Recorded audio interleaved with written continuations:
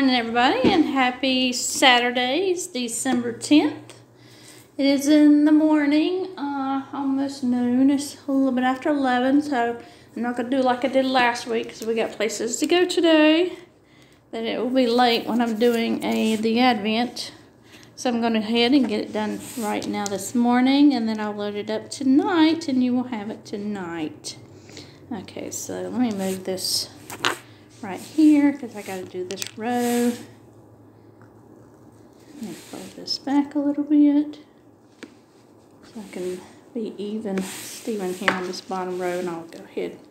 So let's see. Let me start with, we have our second container on top, so we'll do that first. That will be the 939s. Let me get those done.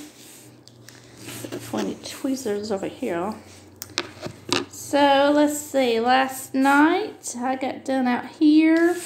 We went an 8. I say an 8. I got done with the video right after work. Went inside, we ate our dinner. We had the chicken and the rice left over. So we ate that, had mixed vegetables with that.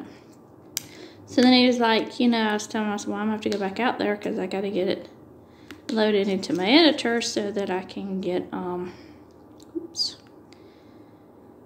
the video uploaded for last night. So he's like, well, we got to go grocery shopping first. I'm like, okay. He said, I don't want to do it tomorrow because we got all the other things we're doing. So true that. So we went grocery shopping after we ate, got things that we needed. So then I came back out here and uploaded the video into my editor and watched a little bit of TV while I was waiting on that, and then got everything loaded up, and then I just say, publish to YouTube, and then I go back later to YouTube and put my tags and description in. So I got to do that after I get done with this video. So after we did that, I went back in, took my shower, pulled up Dreamlight. Got started on it, had coffee at 9, was playing some. I discovered what not to do. So I had seen this on either on YouTube or just when searching for things where somebody had a video, do not plant so many crops because you'll crash the system. And they had like the number they had, and I was like, well, crap, I don't know how many onions I got. So what I did was I went and went to Scrooge McDuck's store, and I was like, well, I'm going to spend a crap ton of money on all the things because, somebody I told you had said that they have already purchased all the things in Scrooge's store. I'm like, I want to do that too. There's got to be an achievement for that, purchased all the things in Scrooge McDuck's store. I mean, come on. Or spend a whole crap ton of money and get an achievement for that. I have to look to see what the achievements are as far as Xbox for a Dreamlight to see what I have to do to get the achievements. But anyway, so I was like, there's got to be something like that, so. Plus, I want to get all the outfits too because I haven't been purchasing. I've been purchasing some outfits, but not all. So I was like, well, let me purchase the outfits too. So I purchased things, and so the 2 outfits in the window, and not all. I don't think I've done all the outfits on the mannequins because I ran out of money. I was like, well, so I got to go and harvest my onions. So I went and did my little Remy trick and got myself in the yellow for energy. And then went, because it doesn't take any energy to harvest the crops, but it takes the energy to plant and water. And now that I have some good amount of money right now, since after I harvested my onions, and I'll tell you how many I had, because I know that now after planting again, how many I had. And I got some good amount of coal. I may take Donald with me today or tonight when I play and go do some mining and make sure we have a crap ton of coal. So, but I have some already now. And then I'm going to be working on getting Moana released out of her realm because I want to get Kristoff's stall up and running so I can buy coal and have that for when I need to cook all the, right now, souffles for my energy levels. Make sure that's all, because I'm just going to go down this line right here. Not right there, so I'm going to worry about those two. I got what I need right there. Yep. Okay. So that's the 939s. Where'd I put that? All right. Do I have any arrows that way? Nope. Nope, arrows. It's not going to come out with a stopper in it. Moron. Moron. I can call myself that. That's okay. That's me. Nobody else can. Let's see. That and the radiation sign I do not see. So that's all the tray 2. I like this box. I'm going to have to get me some more of these. This work out well.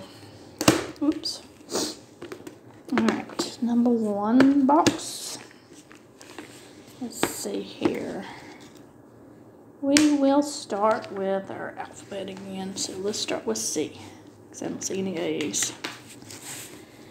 So anyway, I need to make a crap ton of souffles because I'm going to get all the biomes crops done. I kind of slack off on that, so I want to do that, have all the crops and all the biomes. So, like, plus I said I wanted to have a chest full of crops too while I was at it. So I'm going to look at my slots in my chest. I think it's 2 rows, but I got to count across and see how many it is. So I need to know how many crops I need to put in there. So I can do that all maybe hopefully in one shot deal. Keep selling my onions because I'm going to use that to buy my seeds. And then once I get my chest full of my crops, then I can fill up my onion chest. And I got to get the listing of all the crops so I can create chests for everything and put it in an alphabetical order because that's how I want to do it. So that's what I'm doing on that. But anyway, so I got money to buy the ingredients for the souffles. So I got to make those so I can have the energy to plant and water. Even though I try to depend on the rain, I found out that if onions have to be watered twice, and I was getting lucky catching the rain to get the rain to do it the second go round, if not the first go round. Sometimes it rains and I'm planting while it's raining, so it counts. So it says it counts though as a first and second watering as long as your onions grow after it stops raining, because then it's counted and you don't have to water. So it did that for my first go round. It did part of it, but not all of it, so I had to go back and water it. So last night what I had to do was you water it one time and then you wait, and then it shows up dry again on the map and you have to go water it again. So, but because I had so many, it was while I was doing it that it went dry and I just had to go back and water it.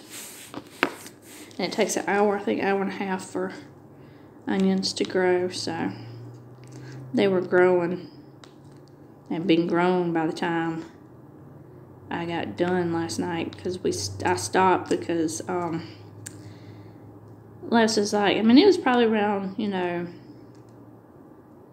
11-ish when Les is like, he had gotten off his computer because he didn't want to game anymore, and he was looking to see what was on TV, and he was in Discovery, and he said, Whitewater Gold Rush has started. I said, the new season? He goes, yeah. I was like, well, crap, how did I miss that?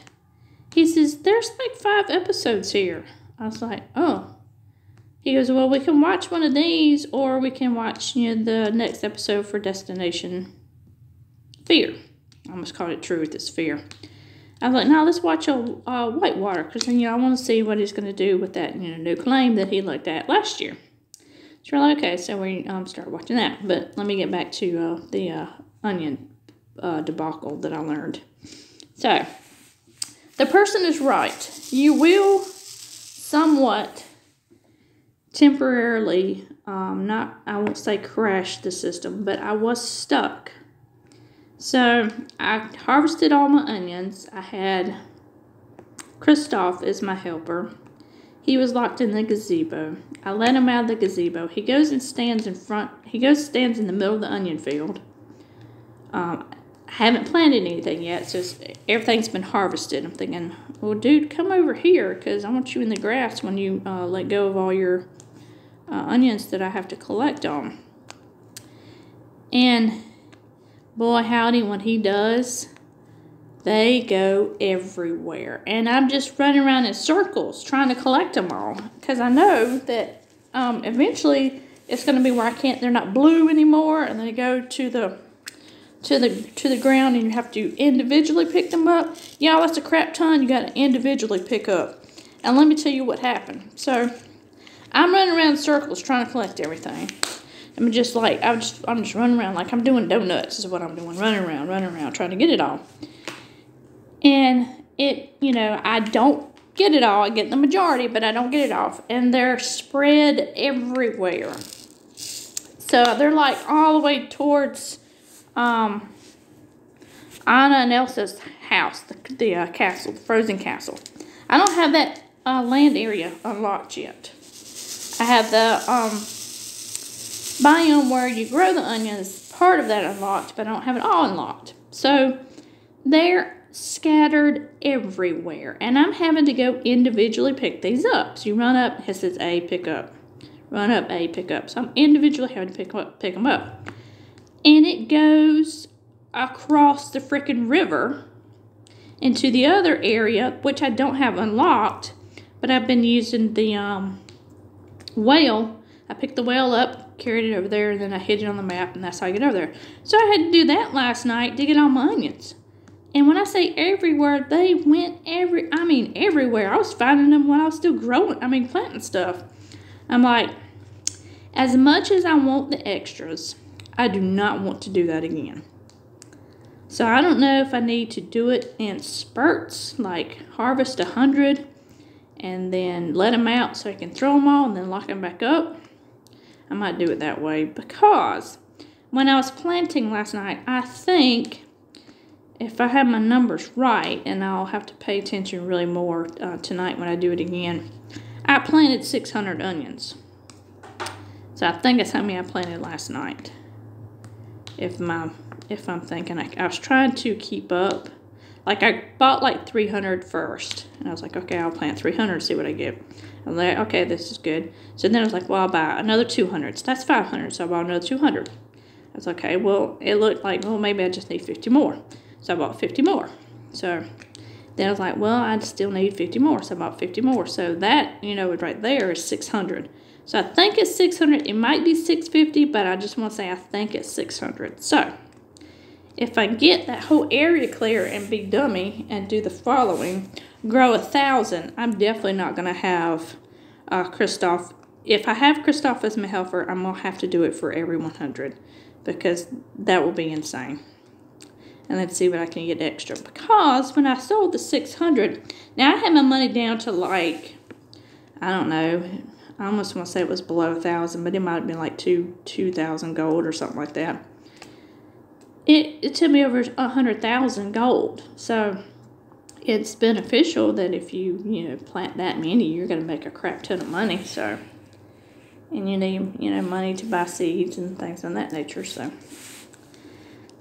that's what I did, and then I went and grew some chili peppers, because I didn't have any chili peppers. I hadn't gotten any of those yet, and you need chili peppers for some of the recipes. So I have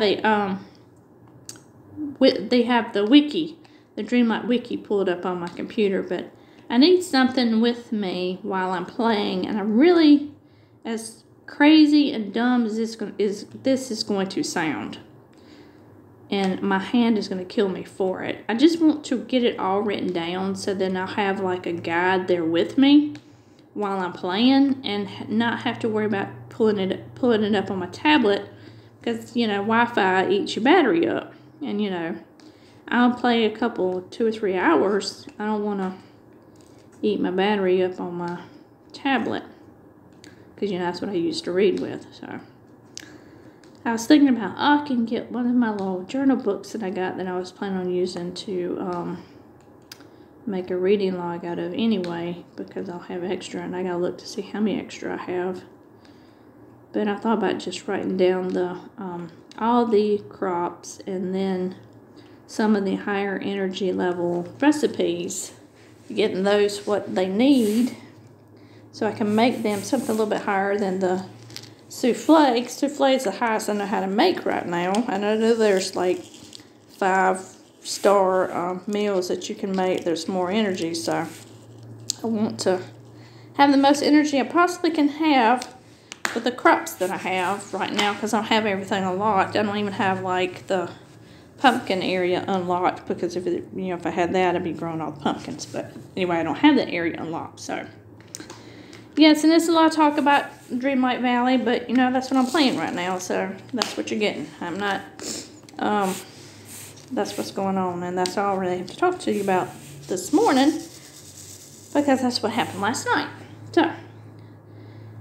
So the goal is to that's kind of what I want to do now, is get her Moana unlocked, so I can get through that quest to get her on the in the valley. So that's where I am on that. But back to Goldwater. Not Goldwater. Whitewater Gold Rush. I'll get here in a minute. Get my brain to think here. Sorry, I'm looking for the H's and talking at the same time, and that was not working for me. Whitewater Gold Rush. This is in Alaska. So, in season 5, Dustin buys a couple of new claims and takes the oh Lord, I can't think of her name right now. I know I'll have to look it up later. Anyway, takes her with him to prospect it in last season, and she starts panning kind of like at the near the like entrance, I guess, like the bottom of the bottom, because they'll go up higher to do the the mining, and she finds gold. Well, he tells Kayla, that's her name. He tells her in the new season, he says, and he kind of tells him, Kayla and Carlos is who he tells. He meets with them, and it's like a few days before the beginning of the mining season. He says, look, we're not going back here. These claims didn't work. He says, I'm looking at a new area. It's hard to reach. Like, you can't get there by helicopter. You can't drive. I mean, you can drive, but what you're going to drive is kind of insane. But anywho, you can't. There's no roads. You're pretty much driving on the water, on the frozen part of the water, or the sand, or whatever you want to call it, before all the snow melts. So he said, there's an area, of course, where they're gonna do base camp and all that stuff. So that was what last night's episode was about for season 6.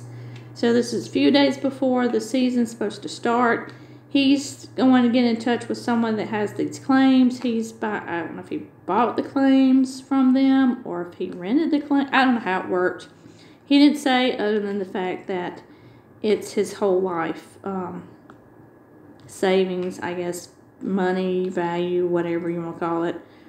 He invested everything in this area. So if he doesn't get gold, I don't know what he's going to do, because the people he has with him, Kayla and Carlos, that's income that they're dependent on. He has to pay everyone that's with him. Whatever. I guess however they break up the percentage of what what he gets as far as the gold's concerned, and then pays them their payment, their work, whatever the value is. But he just pretty much says it's a make or break. So if he doesn't get gold, that will be it. He'll be done, and he will have no money, and he'll be paying for the claims for the rest of his life. God knows doing what, because I think it's really gold. I know he does winter work. He has to, but that's what his summer consists of, gold mining.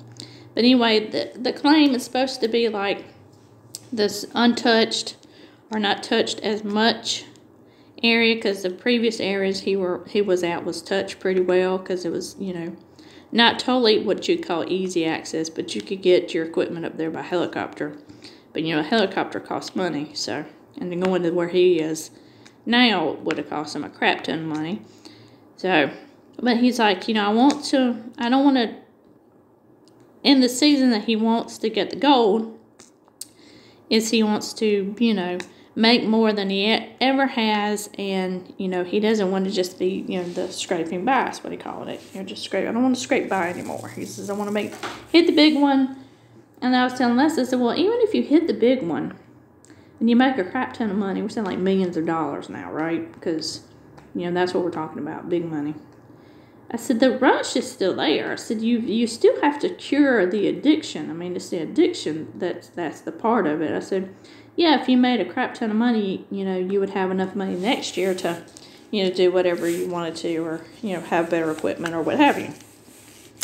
So, I don't know. It's just, I don't know what's going to happen on this season. But, so the area, like I said, he has to go to is not, it's not easy. It's not easy to get to. And I just want to think, it's early. I'm not really sure. I can't remember when the season really starts in Alaska for the mining part. But the days that he's trying to get the equipment up there, it's 71 degrees. So, you know, that's going to melt a crap ton of snow. And all the snow is going to do is melt into water. Where does the water go? Water comes down, and it just comes down the mountain, and then comes down into where they're, you know, where they're at. So he's got to get his equipment and everything they need in this area, because it's in the middle of a mountain, in the middle of nowhere. There's no town nearby. I mean, they'd have to travel, you know, to get to the nearest town. So he has to put everything in a container, a shipping container, like, you know, what you see on a train, that type of container. He has it's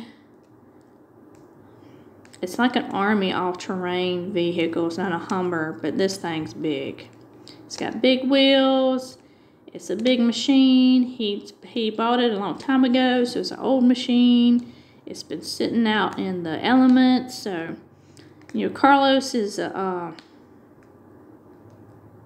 gonna say Carlos is a Marine. I don't want to get his. Anyway, he was in the military, and he looks at it. He said, this thing was probably working during the Cold War. He said, I don't think this thing's gonna start up. And sure enough, you give it the batteries and has the gas in it, or diesel in it. I guess it wouldn't have gas, it'd have diesel in it. And off it goes and starts, and he's just shocked because it started. So that's what they're going to use to. They got the shipping container on a trailer, and the trailer. No, I mean, we're talking about rusty trailer with the little bitty wheels is what it looks like, you know. So I'm sitting there thinking, I don't know how this thing's going to make it. Never mind the fact you're taking it over frozen water that you're hoping still is frozen, but I guess it's more not really water, but when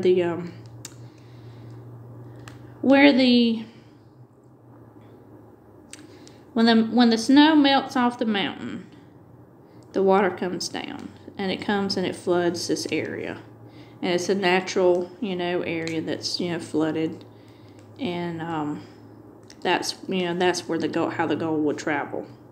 So it comes off down the mountain. It comes down to where they're at, if I'm guessing this right, because I'm talking out my butt. I don't know. I only watched 5 seasons of this thing. So, I guess to go in the area, because the claims are up. He goes, one claim's here, one claim's here, one's claimed here, and then you got to go up the mountain to get to the claim.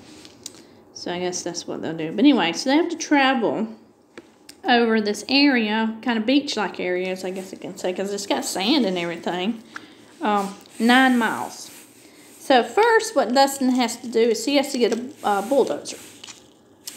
And he has to get the bulldozer and clean up the snow to give the all-terrain vehicle a path to bring the container up. So it's got to clear off, you know, a 9-mile area where the container can come through, because that's where what has all his equipment, his dredges and, you know, everything they need for their shelter and all that jazz. So,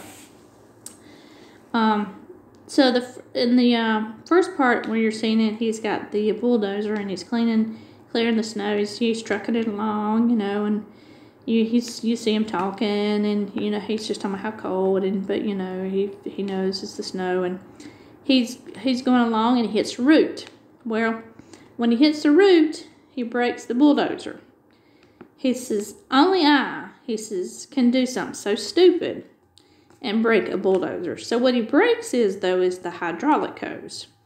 I mean, he cracks that thing. He cracks that thing for real. I mean, hydraulic fluid is going everywhere.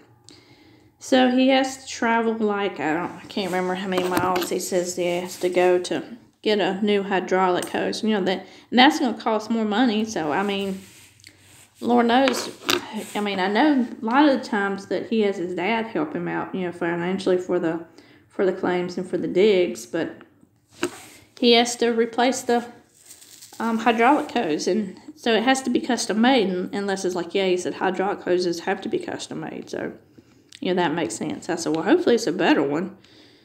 So he replaces the hydraulic hose on the bulldozer and cleans off an area. So while he's still, you know, doing the bulldozing, you know, up the area, they start their moving the container. So Paul is driving the like all-terrain vehicle, the military vehicle, and they've got like one of the all-terrain like ATV vehicles, but the ones, you know, can use more for snowy mountain areas. They've got one of those behind them. There's one between them and the bulldozer that another crew member is driving. So he's, you know, he's ahead. Paul's in the military vehicle, and then there's an all-terrain behind them. So they get going, and you know it's pretty good, and they have to cross one area of water. So they're like, okay, well, yeah, I think it was one area they had to cross. One area of water.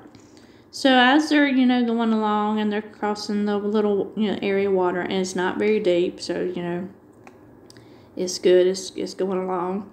And then they come off that water area, and they get into that sand area. Well, that shipping container is heavy, obviously. And that trailer, and I'm telling you, it looks like a freaking rusted bucket. It's just, you know, sitting on these, like, almost looks like iron bars with wheels on it. And the wheels, I told you, are little bitty wheels. They ain't big wheels. Little wheels, like little, you know. And as you see going across the sand, because it's getting the weight into it, you see the tires start to pop up. Like, you can see the actual wheel. And the tires are just coming off of the wheel. And it's like, oh, no. They're going to get themselves stuck. And they're, you know, you can't dig that thing out. I mean, what you going to do? And sure enough, they get that thing stuck.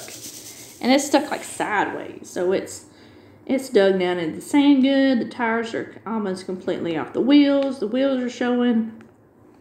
So the guy that's in the all-terrain vehicle that's in front of the container Paul calls Dustin, saying, hey, we got a problem. We're stuck. And he's up there in the bulldozer. So he's, you know, far ahead trying to help, you know, get that path cleared. And so he comes, he says, you don't even get half a mile. He says, no, we feel like maybe it was a mile. He says, and it gets stuck. So he's just frustrated because, you know, it's his luck. The dude has the worst luck, I think, of anybody I know of when he's doing a venture like that, because it's an intensive, you know, venture. And you got a lot of money, and that's what your season's going to be. And you got to get on your season so you can get in the water, so you can do all the mining that you need to do, so that you, when it's the if the winter season comes in fast for Alaska, you know, your summer season's cut off. So, that's kind of what happened to him last year. He got a late, number one, he got a late start of the season last year because of COVID. And then, the weather kicked in on him early, so they had to cut the season short. So, anyway, that's last season. So, they're trying to figure, he's sitting there thinking, like, how is he going to get, you can't fix the tires, the wheel's shot. You're going to have to do something to get this, you can't leave the shipping container there because when the snow melts, the water's going to come down and he'll lose everything. So he'll lose his equipment and everything. That'll be a shipping container going down the, down the river. So he thinks, okay, we're going to put 2 logs, 2 trees, pretty much, 2 trees, I guess you could say, like, I don't know what kind of trees they are, but, underneath the trailer to create a sled. And that's how they'll drag it across the terrain to get to where they're going for the 9 miles. So they get the trees, they get the military all-terrain vehicle braced, the 2 trees are braced against the tires of that. And what he's going to do is he's going to push the trailer and container onto the trees from behind with the bulldozer. So that's what he does. He pushes it, it goes on there, it works, it sits there, and then that's how they pull the, they hook it up with chains and pretty much chains, I think, was how they hook it up to the military vehicle, and then they pull it, and it works. Well, there's another problem. So, because it had been so warm for the past couple of days, and like I said, snow melts, water comes down. The places where they had marked to cross, and they had, it's a wide area to cross. The water's up, and it's up for real. And it's like, Dustin's the one that's going to drive the vehicle. Carlos is with him. He's telling him, he says, if it gets out here and it's too deep and, the bulldozer or whatever tips over, he says, y'all have got to get me out. And they're like, yeah, okay. So they're over here standing off the side. Carlos is the only one that goes with him. So they're in the, I'm trying to think, is he in the, I think he's in the all-terrain military vehicle going across the water. With the shipping container behind him. And it's deep, and you can tell. And it's, coming up, almost, I won't say the container's floating, because there's not enough water for it to float, but it's coming up on it pretty good, and it starts to tilt. And it's tilted kind of sideways, and as, Dustin's pulling it, he's saying it, please don't tilt on me. Please don't tilt on me. Please don't tilt on me. They're pulling it, and they're going through this section of the water, and he's still like, please don't tilt on me. Please don't tilt on me. Don't tilt over. Don't tilt over. Because, if he tilts over, that's it. He's done. So he doesn't. So he's lucky. So they get to where the area is, where the base camp's going to be. It takes them 8 hours to go 9 miles with the shipping container. That's just like 8 hours. Did they say 8 hours? Let's see. I said it took 8 hours to go 9 miles with that shipping container. So they get to, and it's sunlight, so it has to be one of the long days in Alaska, I guess. So that's where the episode ends, because they gotta set up base camp. But what's bad is they'll show previews of what's gonna happen this season. And Les can't stand that, so he's like, I don't want to know. So he's trying to turn it off. They'll show the season preview in the next episode. So, like in the first episode, they're showing what the preview is for the season, and like Alexa's like, I don't want to see this. And so I was like, well, you have to go 3.5 minutes in. I said, so you don't get the preview. And I said that's what you have to remember for the next episode, 3.5 minutes, so you don't see what's going to happen in the season, because you want to know what happens in the season. You want to be all surprised. So that is where we are on Gold Rush. So I would say, if you're interested in watching, and then it's the mining part of, they are scuba dive. They're diving. They're in the water. That's how they're doing the mining. And it's really interesting. So if you want to watch it, that's the one I would suggest that you watch. Is the Whitewater Gold Rush, because like I said, it takes place in Alaska. And I personally like it. So, like I said, they're in season 6. So first couple of seasons, Dustin's with his dad, and him and his dad just kind of like beat heads together. So, there's a little family drama there. But if you're interested, yeah, I mean, I can see or tell you the whole thing about the episode, but it's something I think you just need to see. Because, like I said, it's insane what he takes that shipping container over. And it's like, good Lord, man. I mean, I'm surprised you really didn't get stuck out there. But, of course, they're out in the wildlife. They're going to have to deal with bears and everything. So, it's just, Lord knows what else is out there. But, yeah, so if you're interested, I would suggest, watching that. Because, it's really good. It's really interesting. Kind of learn a lot about how the dredges work and how, dredging is when you're... Because so what they're doing is they're underneath the water, and they're, they got this big like hose. It's like a big vacuum hose, and you have to kind of hold it with 2 hands. It's that big, and you're like, you're underwater with a tank, and it's cold water, and your suit's heated, so they're sending warm water down your suit through the water line, and that comes off of the dredge. That's where there's a heating system on the dredge, and so the dredge looks like what like 2 little, I don't know, 2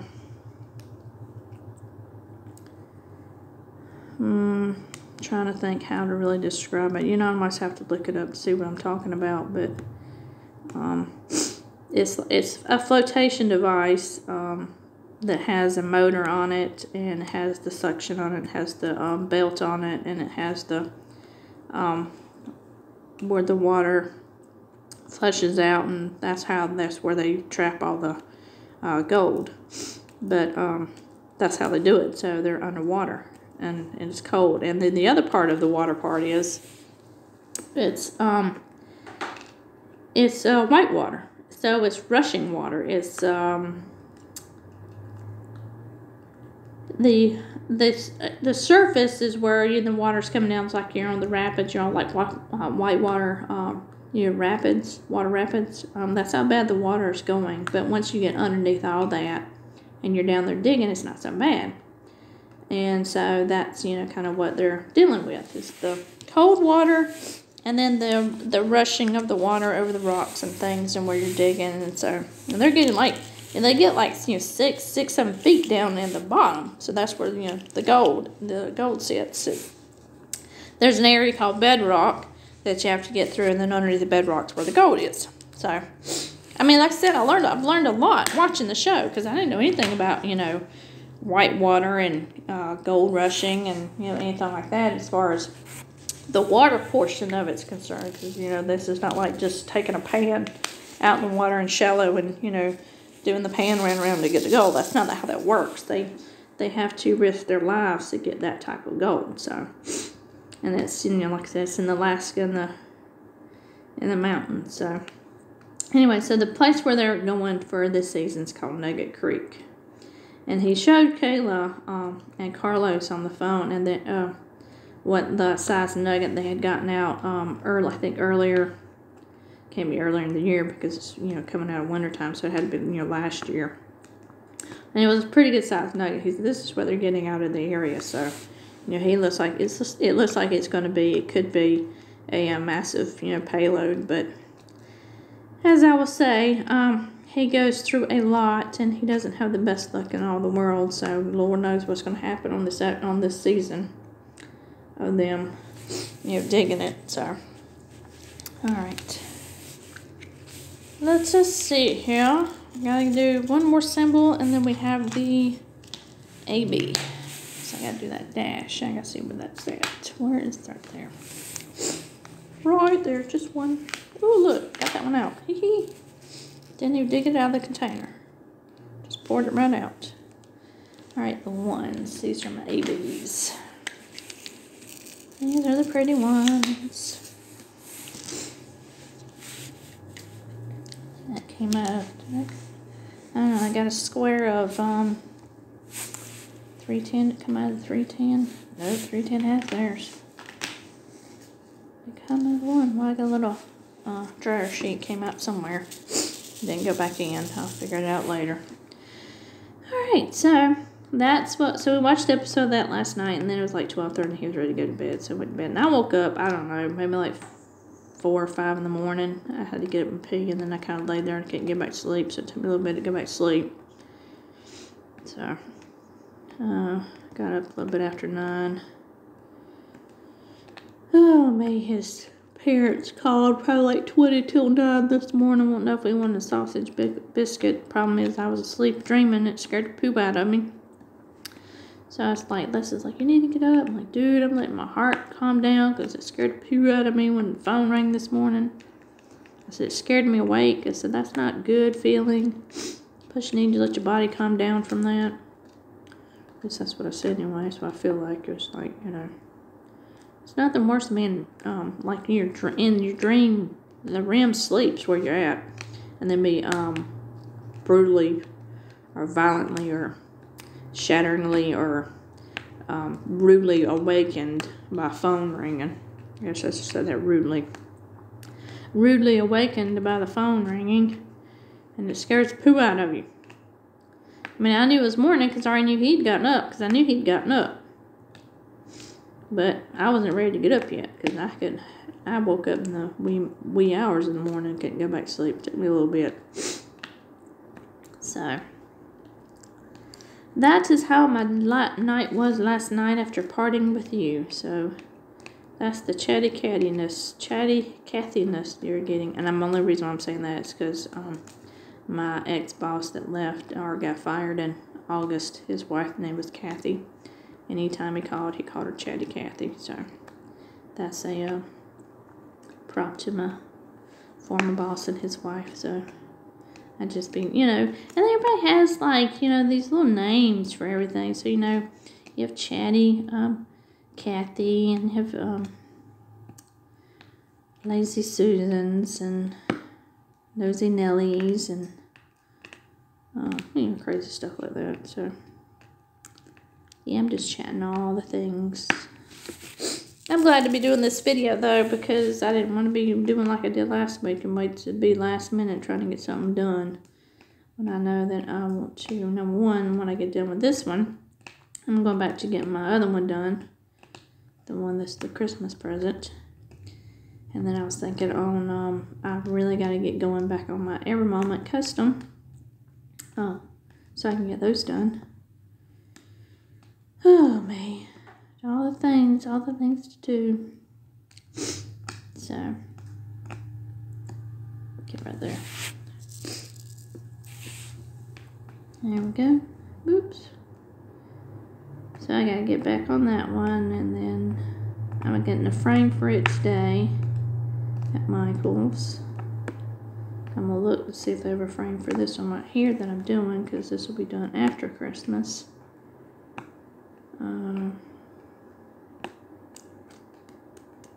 I just don't know about this one because I think it's going to be an odd size. It's a 30 centimeter by 38 centimeters. So I got to look for a frame that's a 30 centimeter by 40 centimeter because I think that's what it's going to need to be.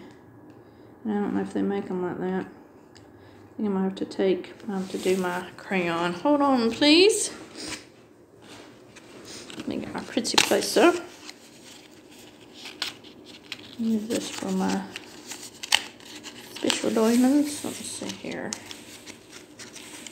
Come out, come out. Okay, let's see if this does better. There we go.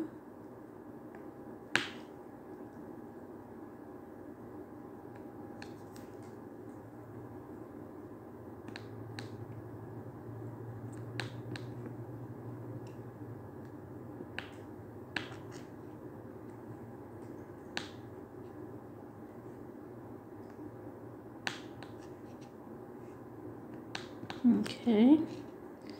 That seems to be working a little better. And it smells good too.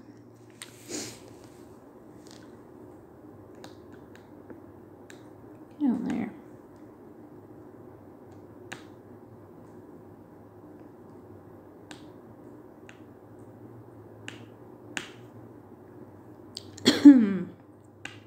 Excusez-moi. Woke up with a frog in my throat this morning. Just the change in the weather again. It's cold again. So I went from 70-something degree weather to highs in the 50s today. Cloudy, no rain. Think the rain's gonna come in tomorrow though. Christmas parade's tomorrow. Local area Christmas parade. Christmas parade in Spartanburg will be on Tuesday night. I'll be at work. I gotta remind everybody, hey, the Christmas parade's gonna be Tuesday night. Don't forget. Need some more ABs. Get that little part done right there.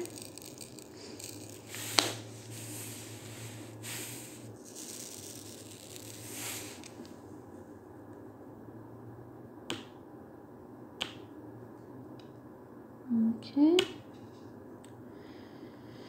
Oh, me.